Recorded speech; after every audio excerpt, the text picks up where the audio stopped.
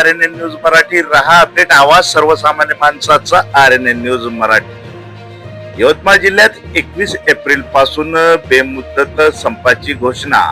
प्रशासकीय कामकाज रखडल्याने नागरिक परेशान।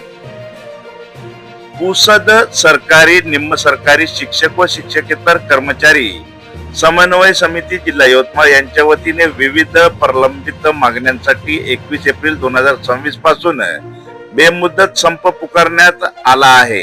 या संपामुळे जिल्ह्यातील शासकीय कामकाजावर मोठा परिणाम होण्याची शक्यता आहे। समितीने दिलेल्या माहितीनुसार सुधारित राष्ट्रीय निवृत्ती योजनेची अंमलबजावणी, वाहन चालक व चतुर्थ श्रेणी भरतीवरील बंदी उठवणे, कर्मचाऱ्यांना नियमित करणे, चतुर्थ श्रेणी कर्मचाऱ्यांच्या मुलांना दयामरणानंतर नोकरी देणे तसेच रिक्त पदे तत्काळ भरणे अशा विविध मागण्या करण्यात आल्या असून याशिवाय सेवानिवृत्तीचे वय 60 वर्ष करण्याची मागणी यावेळी करण्यात आली आहे। समितीने इशारा दिला आहे की मागण्या मान्य न झाल्यास बेमुदत संप सुरूच ठेवण्यात येईल।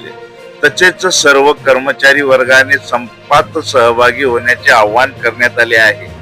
या पार्श्वभूमीवर जिल्ह्यातील शासकीय कार्यालय, शाळा व इतर सेवा यावर परिणाम होण्याची शक्यता असून नागरिकांना अडचणीचा सामना करावा लागू शकतो।